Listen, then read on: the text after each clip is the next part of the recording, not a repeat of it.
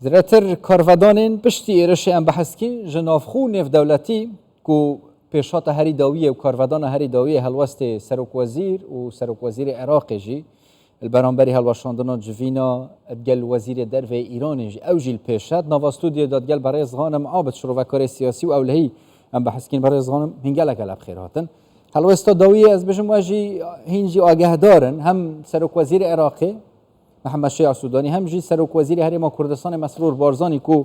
وزیر در و ایرانه امیر عبداللهیان داخوازه هفدیتنی گلوانا کرد با جوینه که داووس پیک بینن لی هر دوکا هلوشاندیه هلوشاندنا جوینه که هو صاد گل وزیر در و ایرانه تایبتی جد وی دمیدا پشتی ایرشه چه پیامه کده در ایرانی و برپرسنی ولاتی؟ نعم بناوی خوای بخشنه بهربان سواز بۆ میواندیاریکردنم من پێم وایە بڕیاری هەڵوەشاندنەوەی دیداری وەزیری دەرەوەی ئێران لەلایەن سەرۆک وەزیرانی حکوومەتی هەرێمی کوردستان و سەرۆکی حکوومەتی فیدراڵیەوە بڕیارێکی تەواوکەرانە بوو بۆ ئەو هەنگاوانەی کە حکوومەتی عراقی گرتووەتە بەر بۆ ڕوبەڕووبوونی هەژمونی ئێران لە ناویشیاندا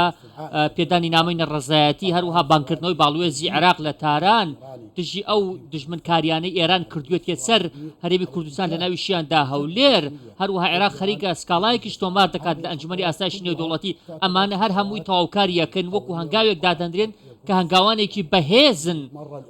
ڕەنگە یەکەم جاریش بێ کە حکوومەتی عراقی ئەم جۆرە هەنگاوانەی گرتبێتە بەر دژی دەستدرێژیەکانی ئێران پێم وایە ئەمە هەنگاوێکی تازەیە پێم وایە کە تەنانەت ئێرانیش پێشبینی ئەم جۆرە هەنگاو و ڕێکارانەی لەلایەن حکوومەتی عراقیوە نەدەکرد. بۆچی جۆرە هۆسایانێ ڕێکار باشن هەڵوێستت توندن و پشتی هینگی ڕێکارێن یاساییژی تێنە پێشوەکی تەژێ مۆژە پێکرێدی سکاڵای یاساییژی تێ تومارکردن دژی ئیران لە جواتە ئاسایشە نەزەلت بۆچی وێ جۆرەیەژی عێراقیا جدی ئەدی تێگەهشتی ئەوە ئیران کە دەوێ بێ ڕاوەستاندن بەڵێ ئێمە ناتوانین حکم لەسەر ئەمە بدەین ئێستا با ئێمە ئەو لەبیر نەکەین کە سەرۆکی حکوومەتی فیدراڵی کۆمەڵێکی زۆر ڕێکاری گرتووەتە بەر لە کاتێکدا خۆی لە داڤۆسە بەڵام کۆمەڵێکی دیکە هەن لە چوارچێوە هەماهنگگیکە پێک هێنەری حکوومەتی سوودانین تاوەکو ئێستا هیچ ڕێکارێکە نەکردوتە بەس تەنانەت ڕاگەندراویشیان بڵاو نەکردووەتەوە ڕەنگە نەتوانن یەک دیدگایان هەبێت سەبارەت بە هەنگاوەکانی بەڕێز محەممەد شیع سوودانی سەبارەت بۆ ڕێکارانەی گرتووەتە بەر بەڕاستی سوودانی هەنگاوێکی ئازایانەی گرتێتە بەر ئێمە پێشوازی لە دەکەین تەنانەت گەلی عراقیش پێشوازی لە بڕیارەکانی سوودانی دەکات بەڵام ئێمە پێویستمان بۆیە هەڵوێستی دیکەی چوارچێوە هەماهنگگی بزانین ڕەنگە کێشە لە نێوانیاندا هەبێت ڕەنگە نەتوانین دیدگایەکی هاوبەشیان هەبێت سەبارەت بە دەستدرێژیەکانی ئێران با ئێمە حکم لەسەر ئەوە نەدەین بە زووی با چاوەڕێی پێشاتەکان دیکە بکەین بەڵام ئەگەر جۆرەیەکی ینی هەڵوێستن هوسەیانژی و سۆڕێکاری نووسۆتێنە بەرگرتن حتا تۆمارکردنەوەی سکاڵایەکێژی یانژێ ڕاکردنە یعنی سکاڵایەکێژی دژی ئیران لێز بەحسا هین شارەزاین بوارێ ئەو لە هینەژی هەنجە تا ئیرانی ئەو بیە ئەف ماڵە وڵاتیە سڤیل کو پێشڕەو دزەیە بنگەهەکەی موساتێ بیە جاسوسی لێ تاتەکردن سیخوڕی لێ تاتەکردن هینجی زانن یعنی ئەکی کەسێک سیخوڕیە بکە دیفچوون بۆ تێتەکردن تێتەگرتن پڕێکێن یاسایی تێتە دادگەهکردن نەبوی شێوەیە ئەvە چ نیشاندا ڕاستیژی ئەوە هاتیەکردن دیرەش ڕاستیە یانژی لەزەک هاتیەکردن بەڵێ ئێستا دوو درۆمان هەیە بەڕای من دوو جار درۆ کراوە یەکەمیان ئەو درۆی کە هەیە لە نێوان ئەمریکا و ئێران و ئەمریکا و ئێران و ئیسرائیلیشدا بەڵام پێم وایە کە ئەوەی کە ئێران هەستاوە بە بردومانکردنی ئەو ناوچەیە بێمانایە بۆ نمونە لە ساڵی 2020 ئیسرائیل نزیکەی 1600 جار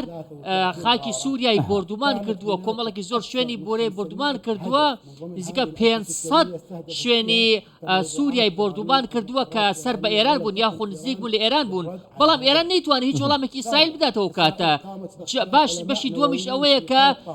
ئیسرائیل لەناو دڵی ئێراندا خەڵکی ئێرانی دەکوژێت زانای ئەتۆمی دەکوژێت بەڵام ئێران چی کرد هیچی نەکرد بەڵکو کۆمەڵێک سەرکردەی دوور خستەوە لە